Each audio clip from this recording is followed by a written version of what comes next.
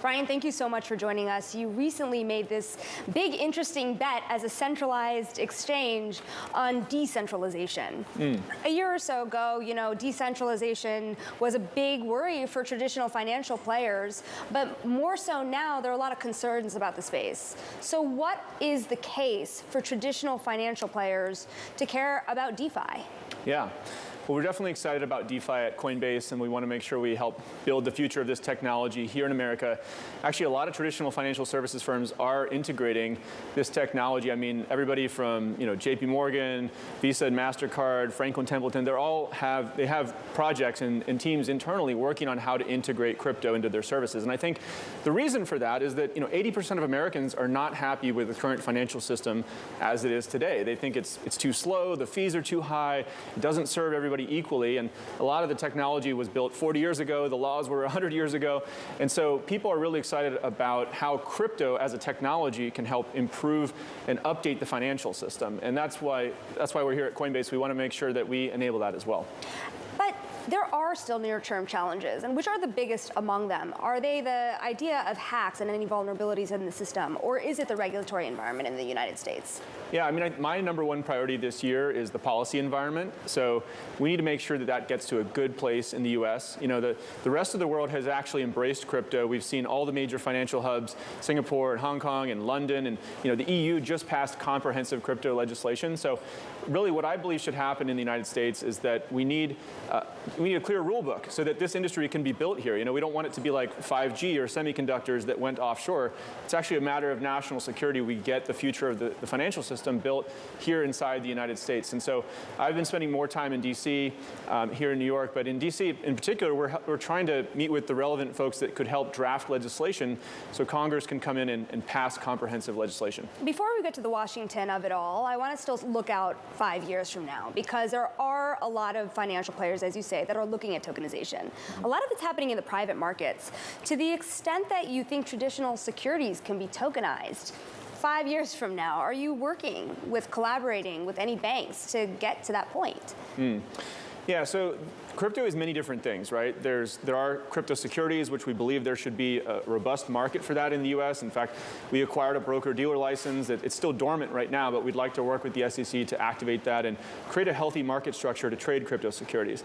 Now, of the 1,000 assets we've looked at Coinbase, 800 of them we've rejected. We don't think we have, maybe they're securities. 200 or so of them we have listed on our platform. We believe those are commodities. And so we're going to continue to build that piece of our business. We're regulated by the CFTC, for instance, and make sure we grow that piece as well. But crypto is many things. It's commodities, it's securities, it's stable coins, it's artwork, it's decentralized identity systems. And so it's tough for people to wrap their head around, but it's ultimately going to have many different regulators. Before we get to the regulatory part of this, too, we were talking kind of about traditional financial players and what role they have in this system. What kind of relationship do you have to high-frequency trading firms? Prior to the implosion of FTX, you saw them working, for example, with IEX. Have you had any conversations with them or any others? Well, we're always talking with different firms out there and other exchanges that may want to trade crypto in various ways. We can act as a brokerage, an exchange, a custodian. We can play different roles in different market structures. And in financial services, you often see, a company that may compete on one product, they're actually collaborators on another product. And so we want to make sure that we're helping integrate crypto into all aspects of the financial system so we can update the financial system. So you were talking about the SEC, the CFTC, the SEC's crackdowns as of late in particular. You work with a lot of institutions. Hedge funds had been very much getting into crypto prior to last year. I'm wondering if the SEC's crackdown is starting to scare any of them away. Well, in a way, actually, I think Coinbase has been a net beneficiary of this because there's essentially a flight to quality. Coinbase, we're a public company. We have audited financial statements. We're a qualified custodian. I mean, we're basically the choice, based here in the U.S. that hedge funds are going to want to work with. And so in Q4, I mentioned this on our earnings call, actually, that we saw an increase in the number of institutions onboarding to Coinbase. Now, a lot of them haven't deployed substantial capital to crypto yet in this market environment. They're kind of waiting and seeing. But it's great to see them onboarding, and that's kind of a coiled spring that I think could unleash a lot of potential in the next market change. Hedge funds still flocking to crypto. Listen, we are resetting here just really quickly here with Brian Armstrong, the CEO of Coinbase, for our Bloomberg television and radio listeners. Getting into the complicated regulatory environment now. Stable coins. You were talking about how there are multiple regulators for the crypto industry, but who should be the primary regulator for stablecoins? And is there a case for them to be overseen more like money market funds? Well, I think Congress ultimately is the one that's going to create the laws in the United States, right? And so we could probably use new legislation, new laws around how stablecoins should be regulated. I don't presume to tell them how to do that, but I think some of the key things are uncontroversial. I mean, we need to have one-to-one backing of assets behind these stablecoins. We need to have audited financial statements to make sure the firms issuing these are doing a good job. So these are just kind of basic good practices, and I think a stablecoin bill is one of the first things that could really help get consensus and move things forward in DC. To the extent you still have concerns around the stablecoin industry, what would they be? I mean, as broadly as a concept, I don't have concerns about it. There may be individual stablecoins which are better or worse. I mean, we actually recently delisted, BUSD as an example, and the reason we did that was, Paxos had gotten, who's the issuer of BUSD, had been kind of ordered to stop minting it. So we were concerned about liquidity issues for our customers. But we're always evaluating through our internal processes different stablecoins, different assets, and updating when we see new information that comes to light. I'm curious about your own way of using stablecoins. Recently in the fourth quarter, it showed that, in your filings, it showed that USDC has doubled in your holdings prior to the quarter before. Why is that the case? So USDC is growing quite a lot, and I think actually USDC is it's the best answer to a stablecoin in the United States, right? It's issued by Circle, which is a U.S.-based company. We're in partnership with them, and we want to see that grow. It's also been a really nice source of subscription and services revenue for us, which is, in contrast to trading fees, which are quite volatile. We've seen in our Q4 earnings that our subscription and services revenue is now 47% of Coinbase's revenue, almost half. And so that's allowing us to build a more predictable business with a diversified set of revenue streams. So, yeah, I'm quite bullish on USD Coin, and I feel like that's a good solution for the U.S. Does that look a lot more like traditional banking? Not necessarily, no. I mean, in traditional, there's many differences. In traditional banking, there's fractional reserve, they have banking licenses, there's capital requirements. Everything in USD Coin is backed 100%. There's no fractional reserve. So I think of USD Coin as a really important tool to help payments be more efficient globally. It's helping provide, access to, something like a bank account, but it could be self-custodial for many people around the world who don't have access to a stable currency. It can improve even, a lot of DeFi, which you mentioned at the beginning. The trading pairs are denominated in USD Coin. So these are all good things which are an important part of the ecosystem.